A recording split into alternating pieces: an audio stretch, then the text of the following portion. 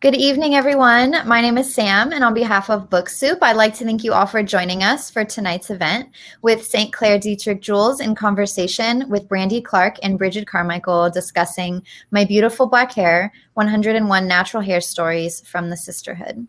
Tonight's event will end with a Q&A, and to submit a question, please use the Ask a Question button at the bottom of the screen. And if you see a question on the list that you'd like for our speakers to answer, you can click the like button and it'll bump it up in the queue. And we'll try to answer as many questions as time will allow. And please also feel free to engage with each other and the conversation in the chat area. Since we're virtual, it's always nice to know you're all with us. We'll be hosting more virtual events in the near future, and you can learn more about them on our website. You can follow us on social media at Book Soup. You can sign up for our email newsletter, and you can follow us right here on our Crowdcast page to get direct notifications. And past events are also available on our YouTube channel. Please support Book Soup and our authors tonight by purchasing a copy of tonight's featured book. You can do that by clicking the green button right below the viewer screen, and it'll redirect you to the website where you can complete the checkout process. And it won't interrupt viewing, so you can do that at any time. We encourage you to support independent bookstores, support our authors. And this book comes with a signed book plate, so it's always nice when it's signed, so that's fun. And we're also open for in-store browsing. So if you're local to Los Angeles, please come by and say hi to us from 10 a.m. to 7 p.m. And we would love to see you. And with that said, let me introduce our guests for this evening. St. Clair Detrick-Jules is an award-winning Afro-Caribbean filmmaker and photographer whose work focuses on immigrant justice, women's rights, and Black liberation. She is a director and producer of Documented, a documentary featuring 9 DACA recipients and their struggles to deal with the Trump administration. And she lives in Washington, D.C. One in conversation guest tonight, Brigid Carmichael, is a law student and posse scholar at Northwestern University School of Law. She was inspired to earn a law degree after organizing student groups to attend the Black Lives Matter protests in Ferguson, Missouri in 2014. Born and raised in D.C., Brigid went natural in the 7th grade and has never looked back. And our other guest tonight, Brandi Clarke, is a singer-songwriter from Washington, D.C.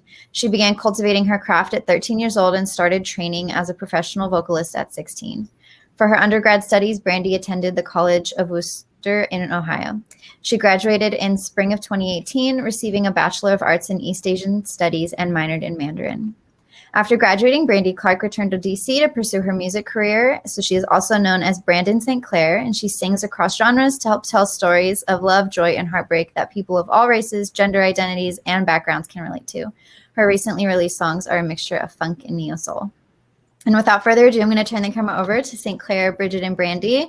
We are so happy to have all of you at Book Soup, so everyone at home, thank you for joining us, and please sit back, relax, and enjoy the presentation. Cool. Awesome. Hi, everyone. Thank you so much for being here. My name is St. Clair Detrick-Jules, and I'm going to start with just a little bit of background about my book, My Beautiful Black Hair, 101 Natural Hair Stories from the Sisterhood. So the inspiration behind my book is my little sister, Khloe, who, when she was just 4 years old, became self-conscious about her afro because her classmates in preschool were making fun of her for it. And so I decided that I wanted to do something to show my little sister that there is a whole community of Black women and girls like Brigid and Brandi and so many others who are embracing their natural hair, because I really wanted my sister to see herself and her beauty represented in the rest of the world. And so this is my letter for Khloe that I wrote at the beginning of the book. So I'm going to read it for you guys. Okay. And this is a picture of my sister, if you can see her like that. So as you can see, she has this beautiful, beautiful afro. Dear Khloe, my beautiful, powerful little sister. When I was 18, a couple months before I started college, you burst into this world, a bundle of energy ready to take up space and radiate love. You are so full of life, Khloe, so it seems only fitting that your hair is equally alive. Your afro reaches for the sun, and the sun grazes its tips. When you run on the beach, tracing the outlines of recent waves, your hair becomes alive. It bounces and dances and sings. Your hair hugs your face, holds it tight, whispers in your ear to remind you that you are the descendant of Africans of Africa. You and I have different white mothers, but we are connected by our Black father, by our Black ancestors, brought from Africa in chains to the Caribbean. The power, the strength, the eventual liberation of our ancestors live within us. I am grateful for our Blackness because our Blackness makes us powerful, makes us sisters. When Dad called to tell me you are ashamed of your afro, I became furious at the world for making you feel this way. Some people say that change must be gradual, that Black girls with natural hair must be patient as the media slowly but surely begins giving us a hint of representation here and there. But I don't believe in gradual change. So I took matters into my own hands because you matter, and you deserve to know today that your natural crown is beautiful. So I want to lead by example. I want to teach you how to love yourself by loving myself, by introducing you to other Black women who love themselves. As Black women, we have to stop waiting for the world to love us, and we have to start loving ourselves unconditionally. Khloe, I want you to know that I love you unconditionally. But more importantly, I want you to love yourself unconditionally. Your sister, St. Clair. So that's the letter that I wrote for Khloe. And when I created this book, I reached out to 101 Black women and girls to photograph them and interview them and ask them to share their own natural hair journeys with me to collect in this book. And so Brandi and Brigid were kind enough to take part in the book. And so they are going to read excerpts from the book as well now. And Claire, you wanted me to start? Mm-hmm. Let's just making sure. Yeah. Okay, hi. My name is Brandi Clarke, also known as Brandon Sinclair, and this is my excerpt from Claire's book. We don't want to recognize our tragedies as mistakes. I know there are racial issues everywhere, but I feel like it's different in America because no one likes to talk about it. So when you do bring up race, people get uncomfortable. They're like, why does everything have to be about race? It's very frustrating. I'm tired of people getting upset when I bring up race. I'm upset about racism. Growing up, I even dealt with colorism from my own family members. My maternal grandma always put my cousin, who's half Indo-Trinidadian, half Black, on a pedestal. She'd say things like, oh my God, look at that hair, because my cousin had curly hair and not an afro like me. And then my paternal grandmother always seemed to like my cousin, who's half Panamanian, half Black, better. I didn't care at the time, but now I can't help but think that she treated me differently because I was darker. Colorism is a disease, and I don't think it's going to go away until we get rid of Eurocentric beauty standards. I was constantly being called fat by certain family members because I had hypothyroidism and I'd gained a lot of weight in middle school. I'd say I'd really started thriving when I went natural my senior year of high school. The lady at my hair salon wanted me to keep going back to her to get my hair straightened. So she told me that my hair wasn't damaged. But I knew it was severely heat damaged, so I did the big chop. It was really liberating. By my junior year of college, my afro was huge. I decided I wanted to try something different. So I dyed it blonde, and then magenta, and then blue. My hair didn't take the blue well. There were literally clumps of my hair falling out. So I tried to cut it all off because it was so damaged, and I had a meltdown afterwards, and I cried myself to sleep that night. I ended up getting my hair buzzed professionally, shorter than my first big chop. It took me a while to get used to it, but I loved it.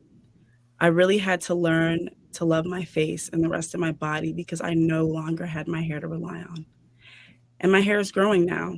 It's healthier than it's ever been. It's thicker and it's softer. I'm really proud of my hair.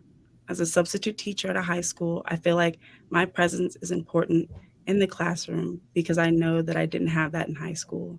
And I don't want other little Black girls to have self-esteem issues like I did. You guys have me crying. Stop, I was about to start. I was like, oh. So I'm indecisive and I couldn't choose. So I'm going to read a couple different paragraphs. The first one is from my own excerpt. It's on the political. The second is on the personal. And the third is on the spiritual. All right. So this is on the Afro as like this political object, which can be kind of a tricky thing. So first of all, creating a political power to the Afro doesn't speak to the aesthetic power of the Afro necessarily, if it's a directly political movement. And second of all, people can oppose political movements vocally and easily. It's harder to say my Afro is an assertion of my humanity. Then it's more difficult to say anything against that, right? Or it exposes people for the bigots they are once they try to say anything about it. And so that's kind of what I think about this movement of natural hair. I think right now we're living in the great Afro Renaissance. And then the second portion is from Michaela Guthrie, page 83 for you following at home. I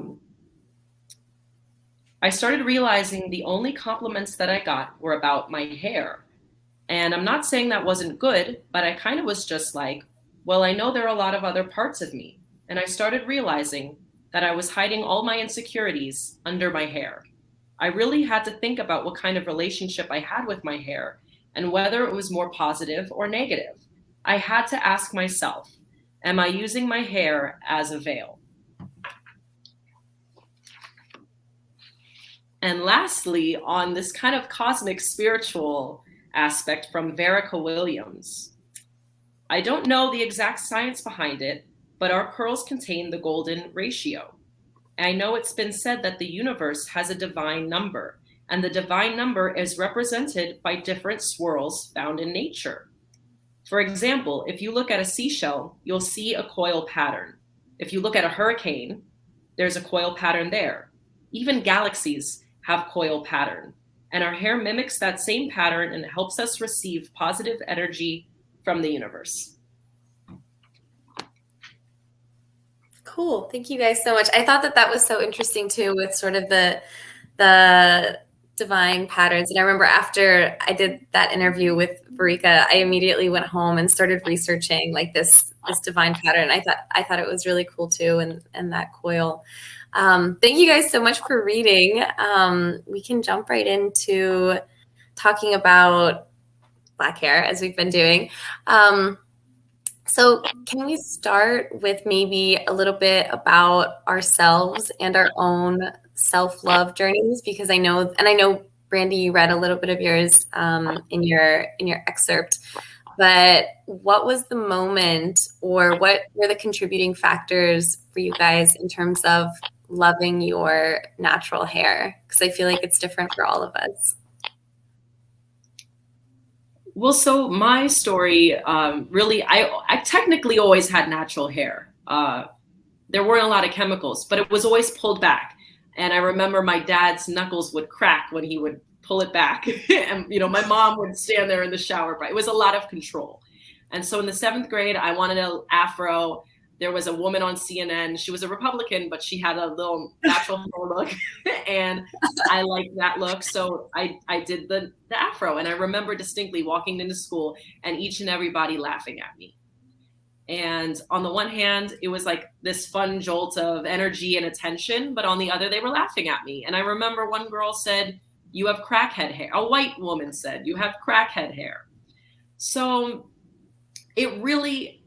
so if you are getting positive feedback from other people, then you're relying on that positive feedback. When you're forced to turn inwards, all right, you're like, let's work through it. Do I like the way this looks? It took some tweaks. You're 13. You don't know how to make yourself look great all the time. Yeah.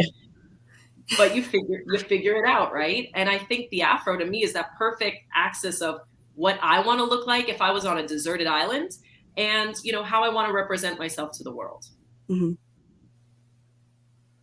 That's beautiful. Yeah. And I think that that's so important, really thinking about what we like on ourselves and what we want to embrace on ourselves, sort of aside from feedback from other people. And I think that that can be, for me, I know, really hard to deal with just in general, but also with my hair, like figuring out how to love my hair, even without any sort of positive feedback from people. But I think that that's really important. And I remember when I interviewed you, Brigid, and you talked about the way the light hits the curls and just how aesthetically beautiful it is. And for that reason, we don't need any sort of outside approval because our hair is beautiful and we know it.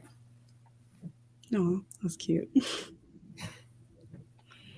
How about you, Brandi? I mean, and I know that we went to the same like middle school and high school, and I feel like looking back, I don't remember seeing that many Black women or you know, other Black students with natural hair. I feel like most people sort of had like perms or extensions, right? Yeah, I definitely don't either. At least seeing anybody with like my hair texture that like wore their hair out, I will never forget like the 7th grade, my first 7th grade year when we were in the same class.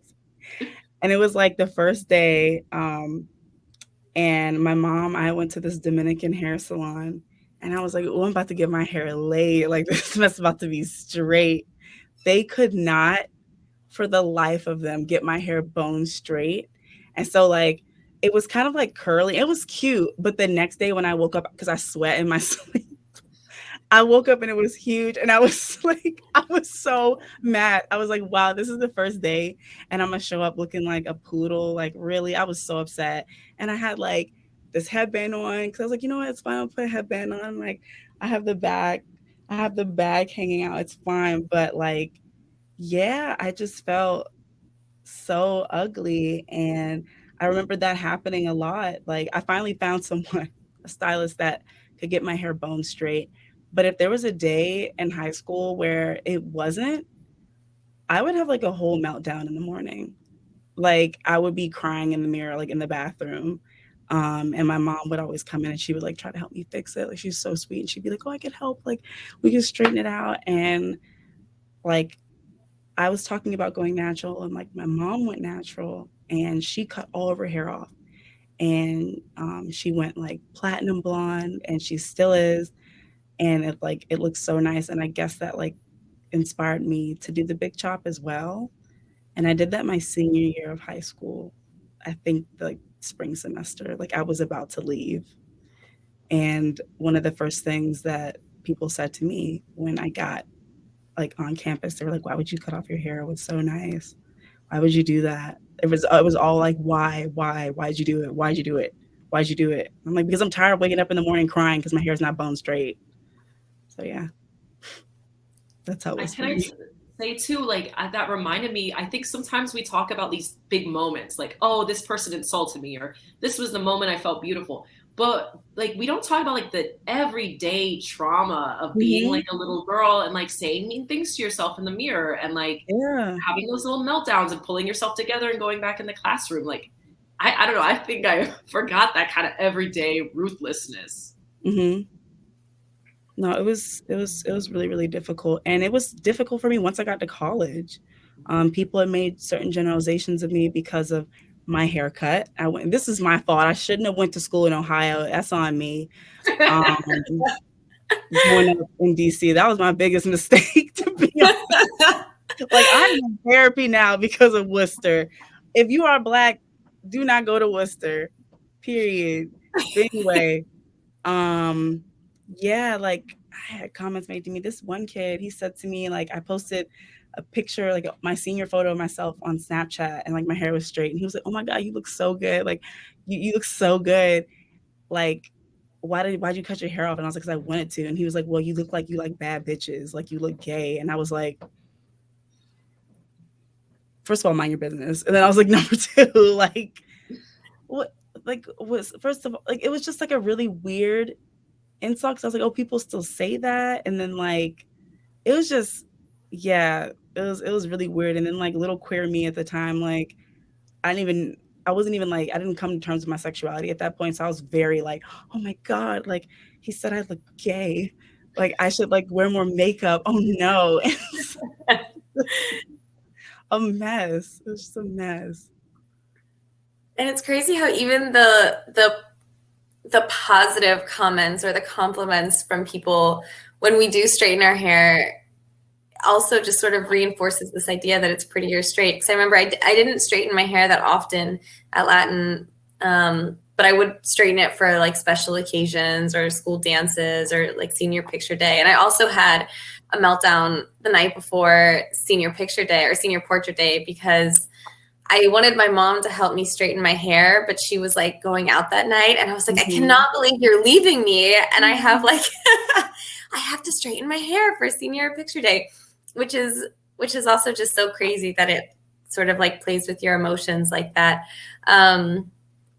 But yeah, oh my gosh, I felt like whenever I straightened my hair, I would get compliments about, oh, your hair looks so pretty like that, or your hair's so long or whatever. And it just sort of reinforces this idea that that's more beautiful than my natural curly hair. Mm-hmm. Yeah. And like I see it, and it's something that's like not going away anytime soon. Like my little cousin who I mentioned in the book, I love her. Like that is like that's my BFF.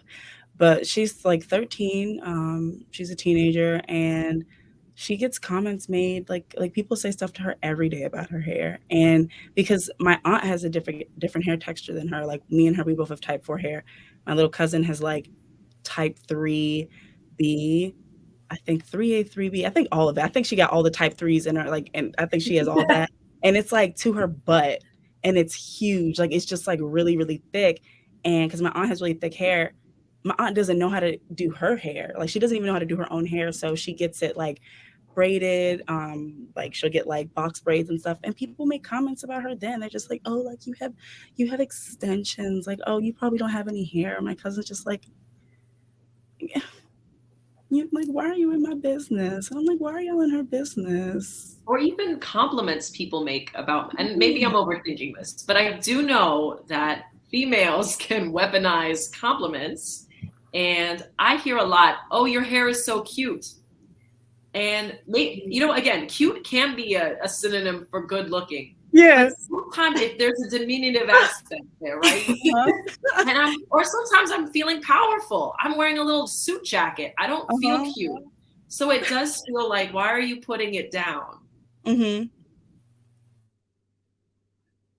Yeah, that's so true. Those little comments like that. Yeah.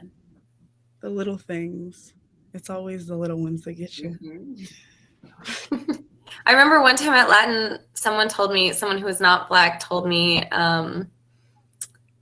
because I'm biracial and my mom is white and my dad is Black, as you guys know. And so one of my classmates said, oh, you're so lucky that you didn't really get like your dad's hair, like your Black hair. And I just remember that sort of being, and even though I guess in a weird way he meant it as a compliment, like you're so lucky that your hair is like looser.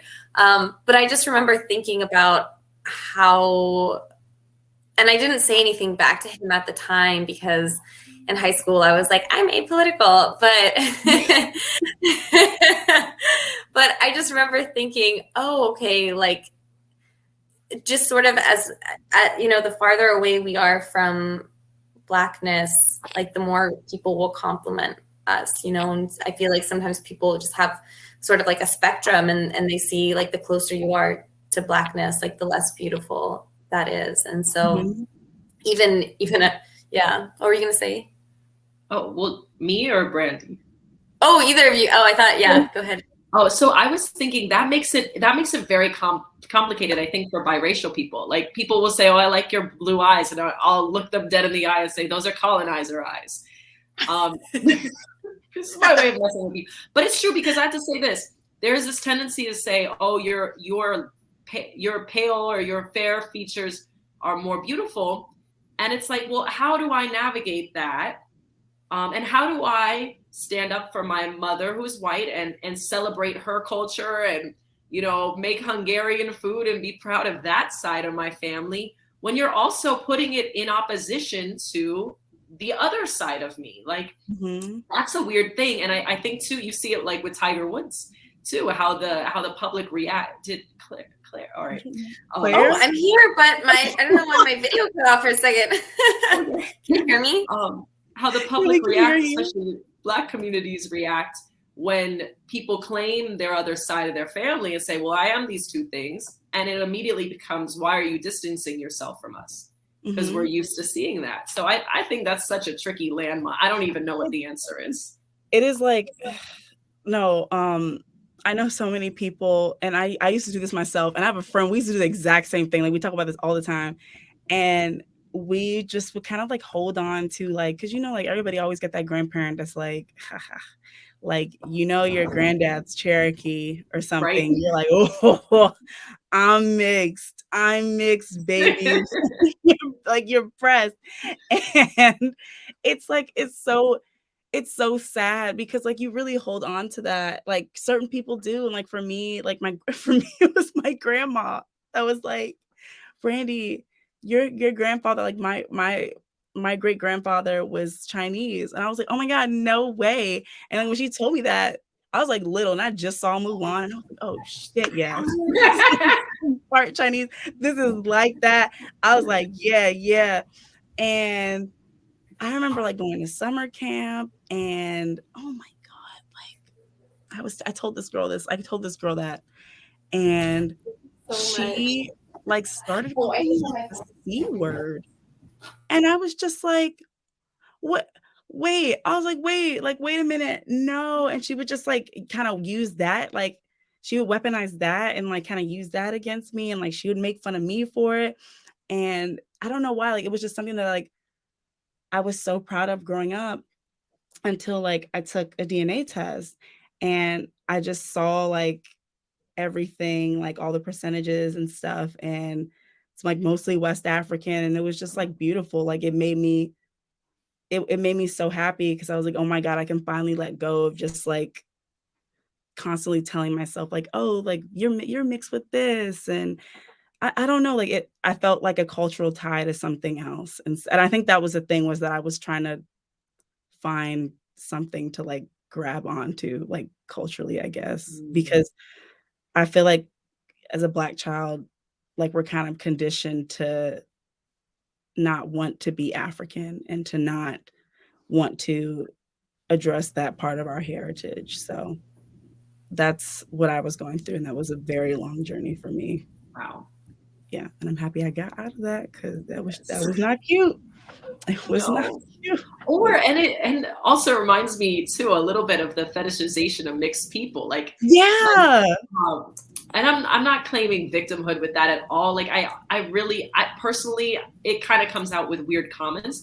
The one thing that bothers me though, like, it's not okay. But what I think is the weirdest thing is that a lot of people are like, I want to have a mixed baby. Do you hear this? No, I almost put them on blast. I have somebody that I know very dear to me, someone in my family who like a long time ago was like, oh my God, mixed babies are the cutest. Like, they're the cutest. And I was like, what are you saying? Why are you doing this? Why are you doing that? I was like, that's really weird. It's like, because it's like, what's on the other side of that it's in opposition to Black babies, I think. And I also think it's like, okay, well, what happens when the cute mixed baby grows up? Are you going to be equipped to have those conversations? And I think I was lucky. I grew up in 90s DC. My parents, the dinner table was always about race. And that's the environment. But I think coming out to the Midwest, I'm in Chicago now. And like, a lot of times at bars, I'll have like a lot of tipsy Caucasian women come up to me and be like, look at my niece, look at my this. Like, yeah. That is so random. And I'm like, I'm just trying to have a beer, lady. Like, like, look at my family member. Yeah, she kind of looks like you, huh? Like, yeah. Right, and it's so, like, it's weird to me too, because I'm like, that's a person you have a relationship, right? Like, why are you tokenizing somebody that you love? yeah, it's. No, that's weird. I'm so sorry that happens to you. I mean, it's pretty entertaining. I'm sure it is. Yay. Hey. Oh. Claire. Can we hear you though? I can't hear her. Claire? Are you there? I see you. Oh my gosh, I'm here, but I can't hear you guys. Can you guys hear me? Yes. Yeah, we can hear you. Oh my gosh. Okay, give me 1 second. It's wonderful living in the future. You guys can keep talking, by the way. Okay. What are we talking about? Well, something I thought was really interesting. Well, like, I think it's really easy to talk about Black women and minorities in general and say like all the disadvantages we have. But I'm really starting to realize that, like, I feel like there's a lot of positive aspects that, like, we need to put up front more often, specifically, like, in the job market. Like, I know there's a lot of discrimination, but I think if you choose where you live carefully, it can be a really big advantage that no one's going to forget, like, all of your, you know, you're the girl with the locks, right? And I'm in law school now, and I see these people shuffling in and out of interviews, and I'm like, how do they keep Brad and Becky Basic apart? Like, if you're trying to make a hiring decision, I think it's such an advantage to have some piece of you that stands out. No, I get that. No. Yeah, no, I see what you're saying. I agree. I see. Yeah, I'm thinking about back what you said about how we love to bring up our disadvantages, and yeah, that's now I'm like trying to think. Oh, that was a hard one. That was a hard question. But I think that's because we're used to talking about it. Like it comes naturally to talk about our setbacks. But I really think like, or even just culturally as Black women, like I think we've been given permission to speak louder. Speak more directly, not be coy about our emotions. I think those things can really serve you in the world. They can. I know for me personally, I just I had like a really big culture shock when I went to Ohio, and I wasn't welcomed with open arms. Like it was just like the community, like near the school or like around the school that like I went to was just like horrible. And at times, like I also didn't want to be stereotyped. Like I was scared of someone being like, oh, like that loud Black woman or something. And then I also too, like when I first like got there, like I like my DC accent was like stronger. And I was also like, there were certain things that I was saying. People were like, what? And so I just kind of was like, oh, okay. I had to learn how to code switch, like I think at a quicker rate. And then with like speaking in classes and stuff. So I think, yeah, like that was very, very difficult for me. And I don't know where I was trying to go with that. It's 9 p.m. I definitely identify. I went to school out in Iowa. And it was a double, like it was probably the same experience of a very conservative town, but then the school itself was extremely progressive, but still very middle class, white and Midwestern. And so for me, our high schools in DC were very similar, very precocious kids. And like in high school, it was, you know, you talked a lot in class, like it was encouraged to speak up in class and raise your hand and crack a joke. And that was part of that culture. Like, I feel like what helps you survive in DC. I think DC women, we talk a lot of shit, but like to somebody's face, like I call it adjacent shit talking. Like if someone on the bus says something that you don't like, you just complain about it out loud. And I think that's you know what? No, somebody called me out on that the other day. It was like, you talk a lot of shit, and I was like, I do. To me, like, I was like, but if they hear it, they hear it. Like, I'm not sitting here like, no, I'm like how you said, damn, we're shit. Right, and you get it out of the open. And to me, that transparency is a positive thing. And so to go to Iowa where like everyone, like I remember people wouldn't say hi to me in the hallway. To me back home, that was extremely rude. They wouldn't really remember me, or they would distance themselves. Nobody would raise their hand in class. It's just a timidity in that culture. And it was suffocating. And people really try, I know like at my school, like they really tried to put up like this certain like this different version of themselves. They tried to make it seem like, oh, I go to a liberal school, I'm liberal. And I will never forget, this is my dumb ass. I hung out with my roommate, which I don't know how they roomed us together. Like we took like, I don't know how you guys got your roommates in college, but like, we took like a test and they like picked it and they're like, oh, this is going to be like your friend for life. No, this girl was like whiter than bread. She was from Ohio. She had like a goat farm. And I just felt like I could not be myself around her. Like I felt so like loud and like I would just say something. She was just like, oh my goodness, like wowee. And I was just like, woo. I was like, okay. And I went out with, I didn't have any friends like for like the first week or two. And I went out with her and these other girls on the floor who were all white. And there was this one girl. And we walked by this room. This other girl was in there with like, he was like, we ended up becoming friends. His name was like Ander. And like we get to the dining hall and like this one girl was just like, oh my God, like, did you see so like the girl, her name was Anushka, and she was an Indian woman. And she was like, did you see like Anushka in there with like that guy? Like she always has guys in there, like, oh, like she's like such a whore, blah, blah, blah, blah. And I was like, it's not really your business. And she like made this comment and was just like, yeah, like I'm not really a fan of her. Like I had like a really bad experience with Indian women when I was in high school. And like, so yeah, I just like don't like, Indian women. I was like, oh, so you're racist? And she was like, no, I'm not racist. I said, no, so you're racist.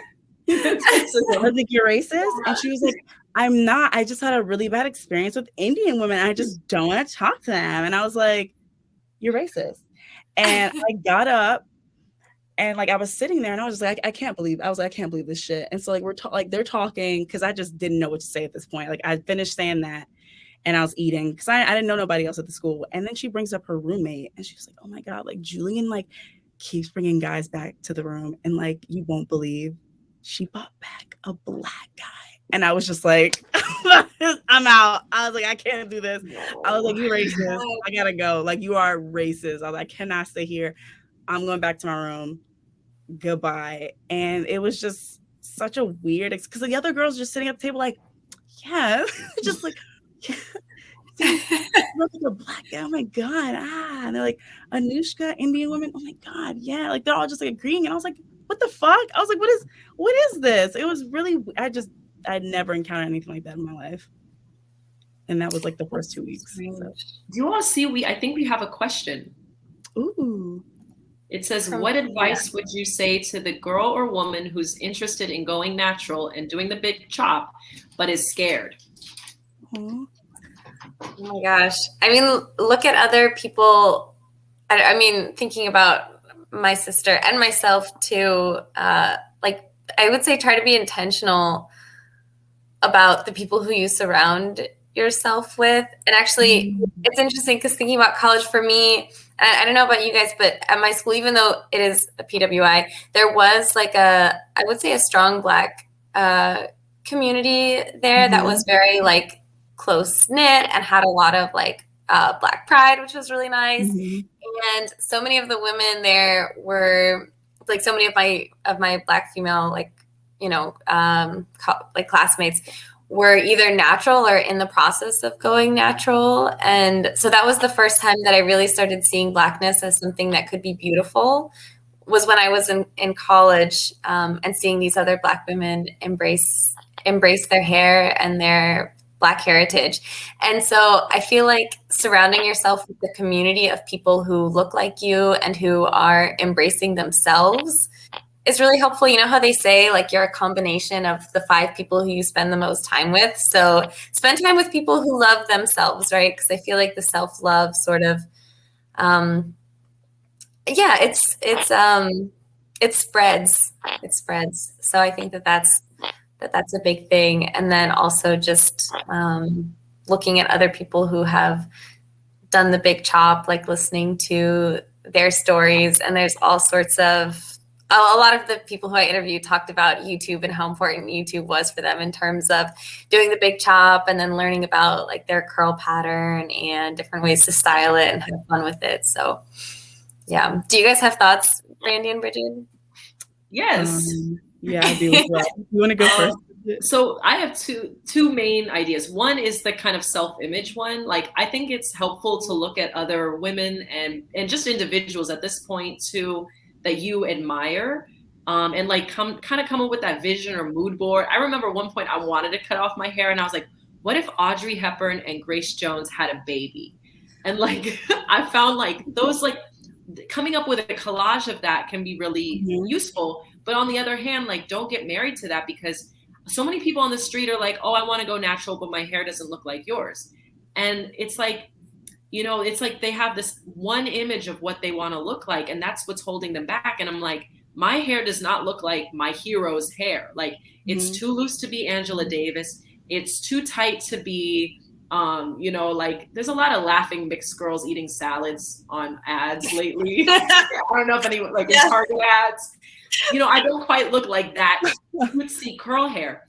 I had to figure it out. I had to say, I like me. And so be open to finding what works for your face is unique, your curls are unique, and like, don't get stuck on one image. Second, I say moisturize. Like, YouTube is great, but there's so many products that they're trying to sell.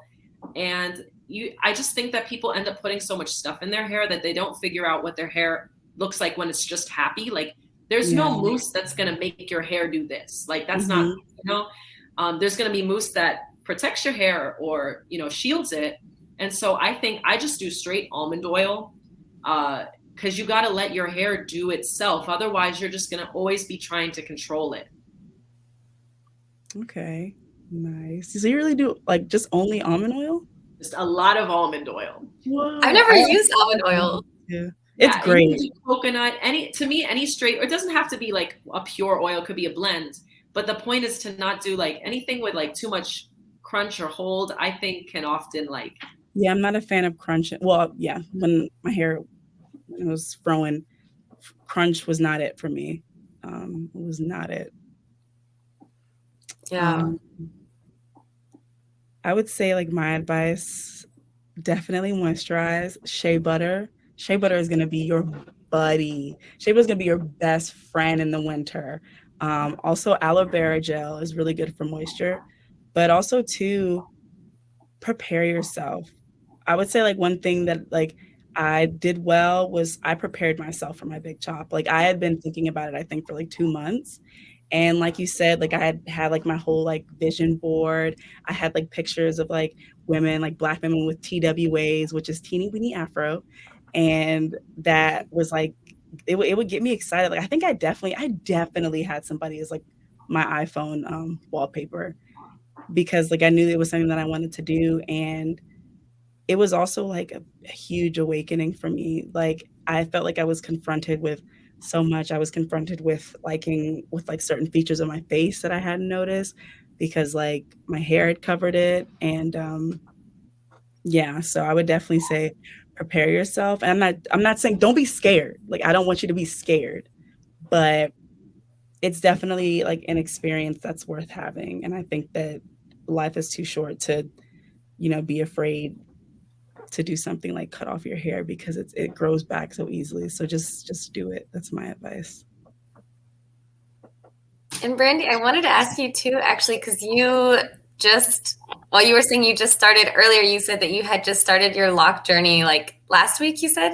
On Monday. Yeah, on Monday. Oh my gosh. Yeah. So it's interesting to see, like, just in the 3 years since I photographed people for the book, so many people have changed.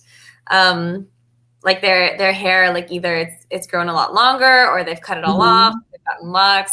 So I was really curious, like what made you decide to get locks? I mean, I know it's different than the big chop, but it's still a big change. No, it's a huge change. Like, there's so many things like you can read online about, you know, starting your locks, and there's like things where they have like, oh, like the ugly phase. And there's this article that I was reading that was like, there is no ugly phase. Like, one of the things, with getting started with locking your hair is like learning to love your hair in all forms.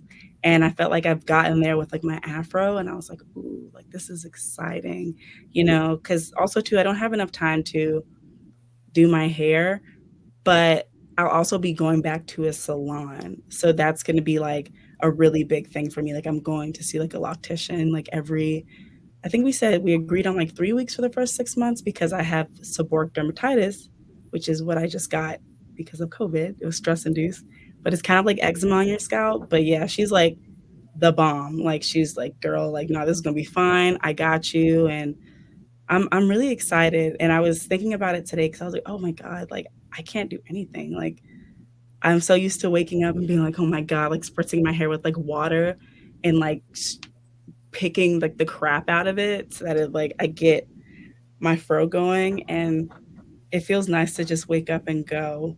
So it's kind of like it's like a version for me, like another version of a big chop. Like I'm like, oh yes, I can just wake up and go. That's fine. Yeah. So I'm excited. I'm nervous, but I'm excited. It looks beautiful. I think that's amazing. And I think it's so interesting how our hair is sometimes a reflection of our lifestyles. Because one of the women who I interviewed, like up, and she just does a bunch of stuff, and she was saying that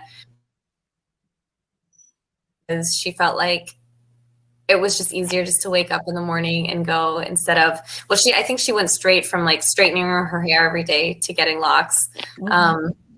Yeah. And she was just talking about how much more freeing it was. And someone wrote in the comments, natural hair is more liberating when you are in the rain. And so this woman, yeah, because there really are so many things that when we like straighten our hair, like the few times when I would straighten my hair, like for a dance or whatever, and I would wear it curly for a few days, wear it straight for a few days. I remember feeling like I can't go to the pool. I can't go in the rain. Like I can't like sweat too much, not that I'm like athletic, but just in case. And so it really does like hinder so many of the things that we can do. Mm-hmm. And so, yeah. And someone else, yes, Cynthia said yes. And I think that's so beautiful about natural hair. And I guess like, especially with locks, is just the freedom that you get with it. Yeah, I'm looking forward to it. Cause I get like knotless braids a lot, and I love having those. Cause it's like kind of like the same, like I wake up and I'm like, yes, I can just like go. And yes, I'm very excited. I see another question from Danny. It says, what is the kindest, most loving thing you do for yourself in times of depression or despair? I do feel like hair can be sort of a pick-me-up, like depending, right? Like if you can sort of change your hair, play around with your hair in a way that feels good. Like this is really specific, but I love like when people French braid my hair. Like I love having my hair in French braids now.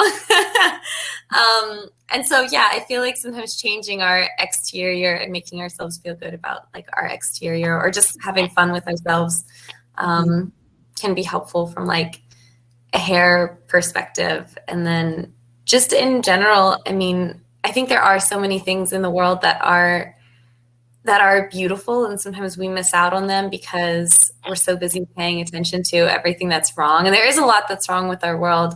But just like focusing on the beauty of community, like of our friends, like there's so many beautiful people in the world. The beauty of nature, like nature is super beautiful. Even going back to this idea of like the coil, the natural coil that can be found in nature, like that's really amazing. So I don't know, I think it's things that seem little or maybe even insignificant, that like when you really pay attention to them, they can bring you a lot of joy, if that makes sense. Do you guys have thoughts?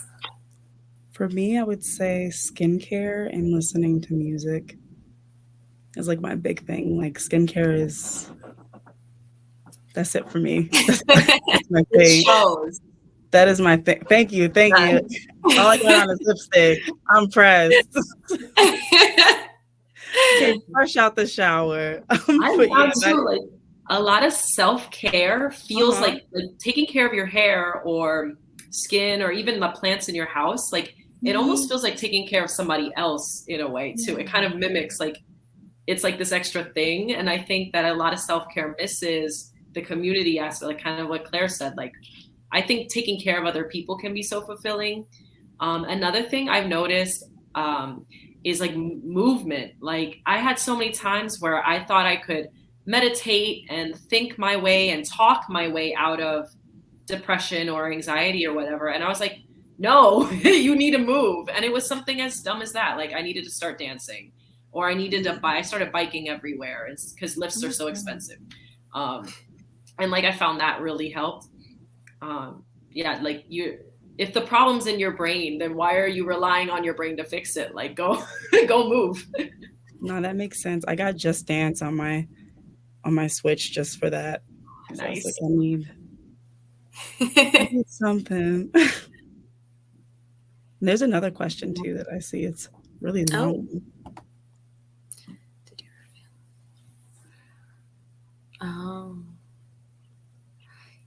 Yeah. I don't know. Okay. To be honest, I know people talk about products a lot, and so many people, when I ask them, like, what advice would you give to my sister? So many people have said products, like lots and lots of products. And I mean, I think, we all have different hair textures. So for me, I don't know if this is good, but I just like condition my hair and then I just let it dry. But but now I'm like almond oil. Write that down. I'm like, couldn't be me. My hair would be like, please. Oh my gosh. But yeah, part of it is just like, I don't know, the expenses, because I'm like super stingy with my money when it comes to certain things. And I'm like, I don't know about that. But like, I know that my mom, well, it's funny. I think she's listening, but my mom is white, but she uses like coconut oil. So I've like tried that a couple times, but, okay. Yeah. But about the prices, I don't know. What do you guys think?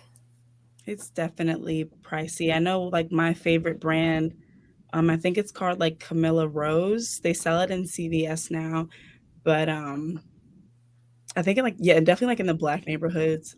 It's really expensive, but the products are like, they're great. Like, I have a conditioner and a literally twisting cream and a shampoo, and that's like 3 things, but each one is like 20 or like 25, 19, and it's just really expensive, and it's Black owned too. So like, of course, like, I want to support it and like I want to buy it because it's Black owned, and I'm like, I feel like they know what they're talking about. They're selling the good stuff. Because I've gone through so many products. So I wish that I could give advice on navigating through figuring out what products are best for your hair and not spending a lot of money. But I just know for me, like, I have type 4 hair. It's really hard to find something that works. And it can be expensive. I think the biggest thing though is to make your hair happy first. Like, I always say it's usually moisturizer, but it can be other things too, making sure it's trimmed or whatever. Because when it's happy, it's going to be performing. And then you can figure out what hold you need or what shine you want, whatever. I find it is more expensive, but there was a moment, I want to say 2013, 2014, where the market realized that Black women had money and they started giving us what we want. Like, I remember reading something, it was like natural, like oil-based, organic, gave money to women in Africa. I was like, the market understands Brigid. It knows what I like. That is what I want. And like, so on the one hand, it sucks that it's $20, but on the other, I'm like, if it's fair trade organic and it's giving to charity, like, I'm not expecting that to be cheap. You know, I'm worth it. Like, my hair's worth it. I also find like products, that's why I'm really pro oil, is because they double duty in your house. So you can I actually find that if you buy food grade oils, they are held to a higher standard. Like, the FDA regulates them more than our cosmetics, but they're actually cheaper than. So if you notice coconut oil, they'll buy a little coconut oil this big for $12 in the hair section. You can get a jar of it at an organic food store for maybe the same price. So I always get food grade. And then that way too, I can use that for makeup remover or face moisturizer, what have you. Fry up some chicken. I don't know. You can really do anything with that. That's a great point about the oils. I know whenever my mom and I have coconut oil, and I like to bake a lot, so I always think that the coconut oil is for baking, and she always thinks it's for her hair. Wait, what'd you say? I said it does not work for mine.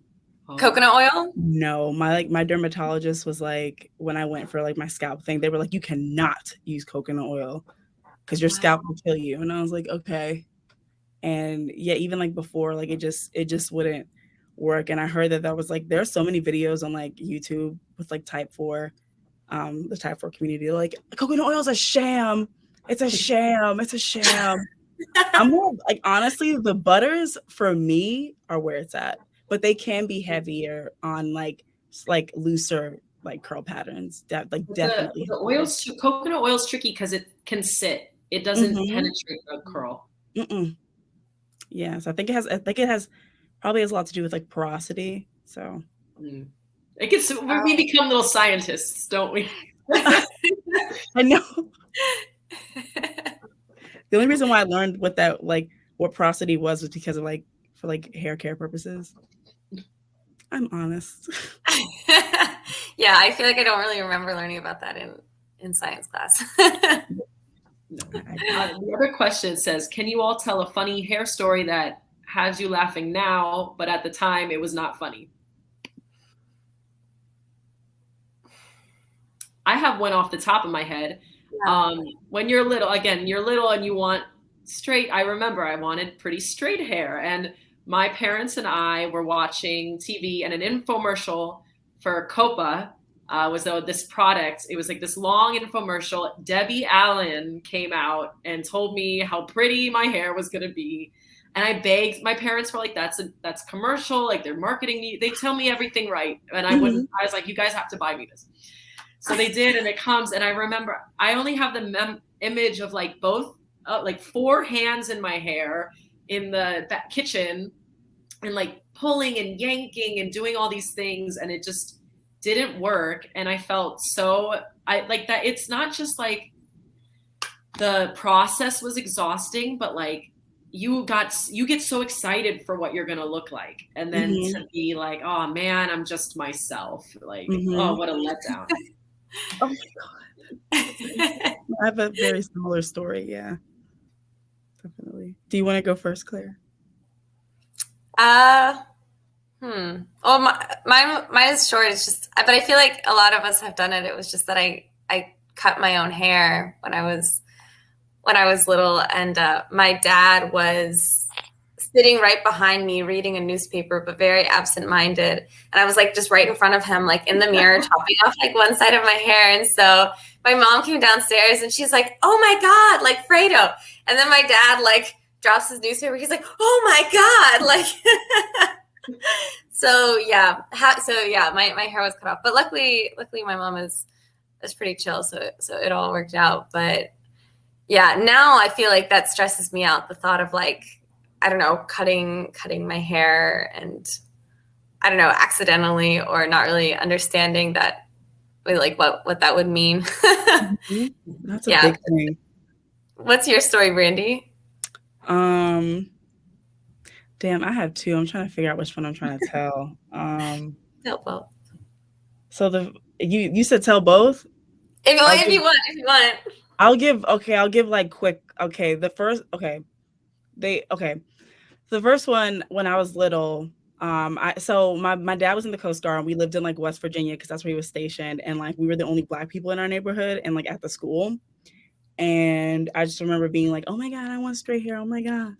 Like I want straight hair." And my mom was like, "No, like we need to move back." So we moved back to DC, and I went to elementary school. And like the second year I was there, they had like a play, like they had Annie, and like they had auditions, and I was like, "Oh, I'm about to be one of the little orphan girls." And I got the part. And then this was not a requirement, but the first thing I told my mom when I got in the car, I was like, "Yeah, I'm about to be in a play." They said I need a wig. They said I need a wig, Mom, because I really wanted straight hair. I was like, they said I need a wig, so we need to go to the beauty supply store.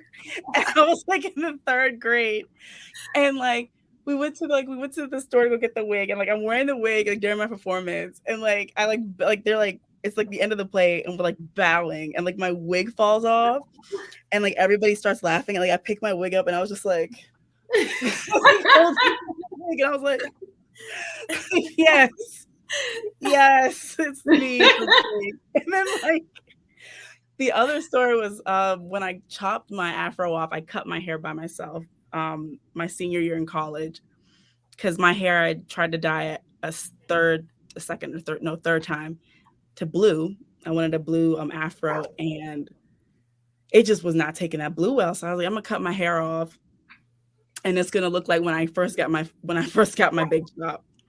And I cut it off, and I did not like what I saw in the mirror. And like, it's funny as shit now, but like at the time, oh my goodness, like I was bawling. Like I called my friends, and I was like, oh my God, I fucked up. I cut my hair. And they were like, it's probably not that bad. Come over. And so I came over to their house. I wore a hat. I took it off. And they were just like, okay, Brandi, like, it's not that bad. Like, come on now. Like, it's not that bad. Like, you're fine. Like, you're going to go home. You'll get it shaved. You'll get it shaped up. It's not that bad. They were like, girl, you had us scared. Like, you had us terrified. And they were telling me, they were like, oh, you pulled a Britney. Aww. I was like, not a Britney. But yeah. And no, I think too, I never thought to compare Britney Spears to Black women, but like, that is extremely relatable, you know? What she did and why she did it, I think is actually like somebody should write that article. Claire? You should write it. Oh, Black women and Britney Spears. The solidarity. Yeah, because so many people labeled her as like crazy for shaving her head, but it's really, I don't know, it's not that crazy of an act.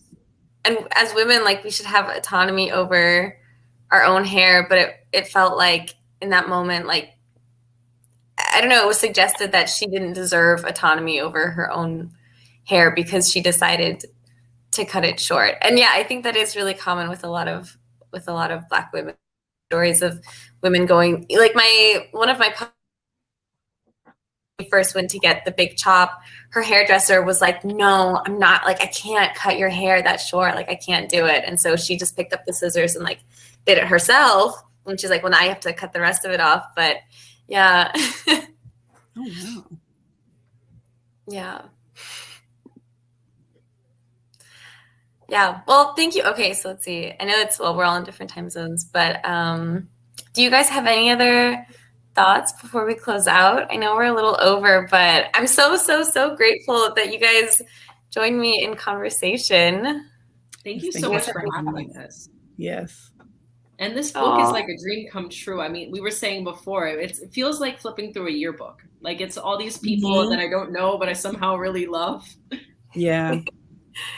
I definitely remember going to your house when we filmed like that interview, and I was like looking through it, and I was like, oh my God, I can't cry, because like I just did my makeup, and I was like, I can't cry, but it was a really beautiful book. Like, I can definitely like cry like on cue right now if you need me to, if just thinking about it, because it's such a beautiful book, and it's like such a universal experience. Like, I never knew that there were, like, I don't know, like, I think growing up, I just thought that this was something that I was dealing with by myself, and like reading this, I'm like, oh my God, like while I was going through all this, like so many other like little girls and so many other women were like going through this as well. Like even like reading Johanna's excerpt, like when she talked about like her mother like forcefully holding her down and perming her hair. Like we've had conversations about Blackness and stuff in the past as well, because she's Afro-Latina.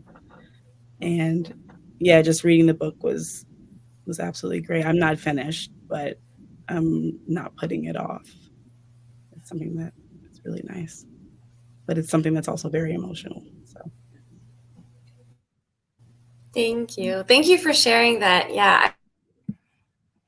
I know everybody who I interviewed, like including you guys, I feel like there's just another level of like intimacy when we talk about our hair. So I'm really grateful for everyone who agreed to be a part of that and like share this space with me to talk about hair. Yeah. Hi, Sam. Hi. Thank you, St. Clair and Brandi and Brigid. It was so nice to have you all with us at Book Soup tonight. It's really important conversation. So I'm grateful I got to host it. And everyone who's watching, this will be recorded here so you can share it. It'll be on our YouTube channel soon, so you can share it from there. Please get your copy of My Beautiful Black Hair at the green button, and it comes with a signed book plate. So support independent bookstores, support Black women authors, and, just keep putting your money in the right places. So thank you all so much for watching, and thank you to all three of you for joining us again tonight. And I hope everyone has a wonderful rest of their week. Thank Take you. care. You too. Thank you. Thank Bye, guys. Good night.